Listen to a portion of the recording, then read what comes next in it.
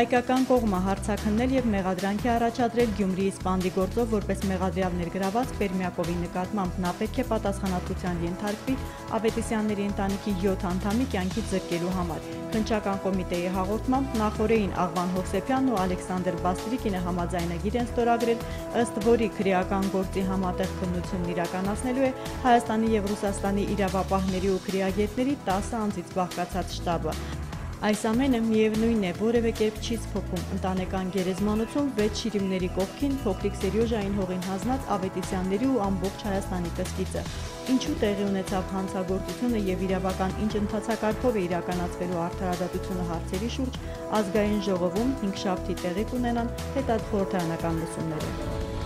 Հայաստանի ոճրագործությունից ընկճվածության պահն օգտագործելով Ադրբեջանը շարունակում է դիվերսիոն ագրեսիվությունը։ Այս գիշեր էլ հետախուզական ներթափանցման փորձ են իրականացրել Քարվաճարի պաշտպանական դիրքերի ուղղությամբ։ Հակառակորդի առաջխաղացումը հայկական ուժերը կանխել են, բայց կորստի գնով։ Մարտի ժամանակ զոհվել է 33-ամյա զինծառայող Նահապետ Ասատրյանը, վիրավորվել Հովհաննես Գասպարյանը, տեղեկացնում են Արցախի պաշտպանական բանալից։ Հաստորեն Ադրբեջանը շարունակում է իր ցեղասպան քաղաքականությունը ամենօրյա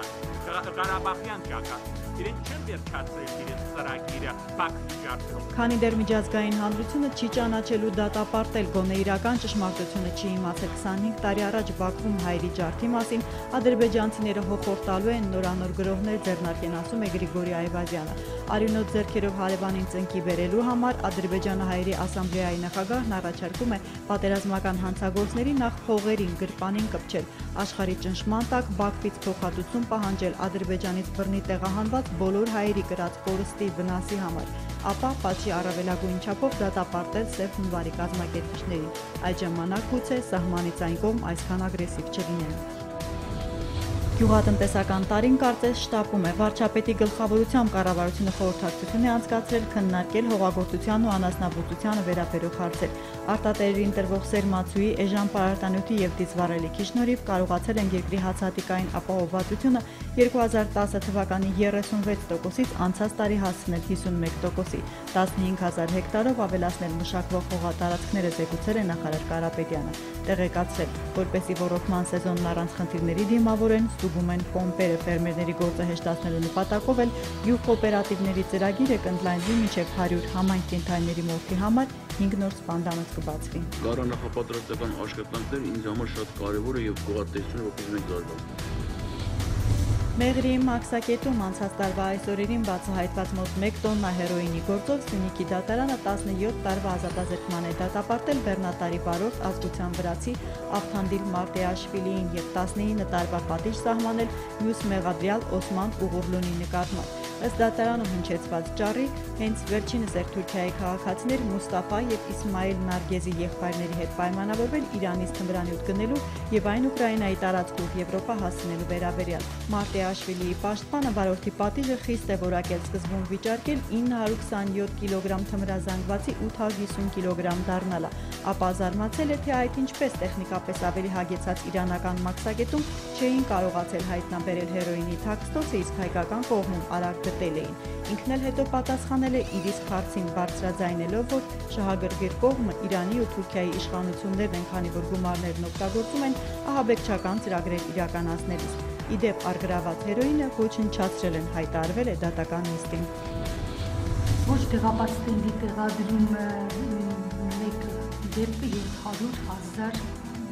դրամ սահմաններում է։ Շտապ օգնությամբ սուր ինֆարկտով հիվանդանոցներ տեղափոխված արդեն մոտ 60 մարդ է ստենտավորվել։ Հունվարից մեկնարկած սրտի անվճար բուժօգնության ծրագիրը ի սկզբանե հայտնի էր մեծ պահանջարկ է ունենալու։ Սիրտանոթային հիպերտոնիկ խնդիրներով տառապողները մեր երկրում այնքան շատ են, որ մահերի 48%-ը բաժին է ընկնում հենց տվյալ խնդրին։ Դրա համար էլ որոշվեց սոցիալական տարբեր խմբերի զեղչային արտոնությունը պահելով անկախ հիվանդի ֆինանսական վիճակից սահմանել անհետաձգելի սիրտ օգնության այս տարվա համար 500 միլիոն դրամանոց ծրագիր։ 2015-ի հետ սկսված առողջապահական նորամուծության ամենախոցելի կետը մնում է հարցը, թե արդյոք անվճար ստենտավորելու համար բոլոր դեպքերում է հաջողվելու սուր ինֆարկտ տարած հիվանդին կլինիկա հասցնել, ճիշտ չէ լինի որոշ ցուցումների պարագայում միջամտությունը կատարել միջև արյան անոթի խցանումը։ Բժիշկները պնդում են, ոչ մեծ բյուջեի համար արդարը սահմանված տարբերակն է։ Այս ծրագիրը ամբողջ աշխարհում գոյություն ունի կոչվում է Stand for Life, այսինքն ստել կյանքի համար։ Ֆոտոշի ջիգատոնի։ Մենք Արարատի մարզի 25 դպրոցների համար տրամադրել ենք մոտ $107,000 դրամաշնորհ։ Հունվարից Երևանում դեսպանատուն բացելով Ճապոնիան հայտարարում է հայաստանյան առաջին ծրագրի մասին։ Գրանտային պայմանագիրը աշակերտների դասապրոցեսի կենցաղային պայմանները բարելավելու համար է։ Չնայած այս օրերին մեր երկրի ժամանած Տոկիոյի Բարձրաստիճան դիվանագետն ասել է, հետաքրքրված են հայկական ամբողջ տնտեսությամբ, մանավանդ ինֆորմացիոն տեխնոլոգիաների ոլորտով տրամադրած գումարը որևէ կապ չունի արարատի դպրոցականների ծրագրավորման հմտությունները լաբորատոր սարքերով զարգացնելու գործին։ Մարզում նախ աշակերտական սեղան նստարանները պետք է թարմացվեն, տեղեկացնում են ծրագիրը ստանձնող հասարակական կառույցից։ Կահույքով ենք ապահովելու, լինելու են աշակերտական սեղան նստարաններ, ուսուցչի սեղանաթոռներ, գրատախտակ եւ պահարան։ Նավթի կտրուկ էժանացման եւ Ռուսաստանի դեմ սանկցիաների պատճառով առաջացած ճգնաժամի ֆոնին համաշխարհային տնտեսության ապագայի քննարկումներով մեկնարկել է Դավոսի համաժողովը։ Մոլորակի ամենախոշոր ու հայտնի բիզնեսների ղեկավարները պետությունների առաջին դեմքերի հետ Շվեյցարիայում արդեն 45-րդ հավաքն են անցկացնում։ Նոր գլոբալ խորագիրը կրող այս տարվա տնտեսական ֆորումին Հայաստանը պատվիրակություն չի ուղարկել։ Դավոսյան լուծումներից առաջ ընկնելով Սպիտակ տան ղեկավարն իր ամենամյա ելույթում հայտարարել է ճգնաժամը ամերիկյան տնտեսությունում հաղթահարելու մասին։ Սկսում ենք ամերիկացիների Մարս մոլորակ ուղարկելու, արևի էներգիայից հեղուկ վառելիք ստանալու, չինական էժան ապրանքներից տեղական արտադրողին պաշտպանելու ծրագրեր ասել է։ Գործազրկությունը երկրում հաղթահարված է, 5 տարում 11 միլիոն աշխատատեղ են բացել։ Այսօր Միացյալ Նահանգներն աշխարհում ամենաշատ նավթ ու գազ արդյունահանող պետությունն է։ 3 շաբաթում կամուց նույնքան էներգիա ենք ստանում, որքան ամբողջ 2008 թվականի ընթացքում։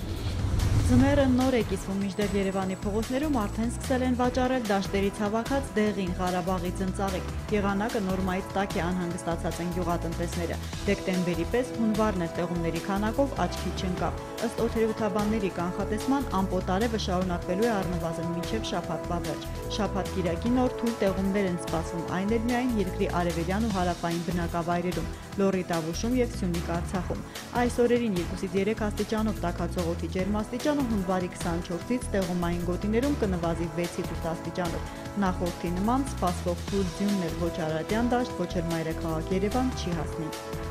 Հունվարի 21-ին NASDAQ OMX Արմենիայի հարթակում իրականացվել է $900,000 գործարք ամերիկյան արժույթի դիմաց 471 դրամ 33 լումա իջած միջին փոխարժեքով։ Հունվարի 22-ի համար արտարժութային շուկայում Կենտրոնական բանկի սահմանած միջին փոխարժեքները հետևյալն են։ Թանկարժեք մետաղների համար էլ Արջին բանկն առաջարկում է հիշյալ գնանշումները։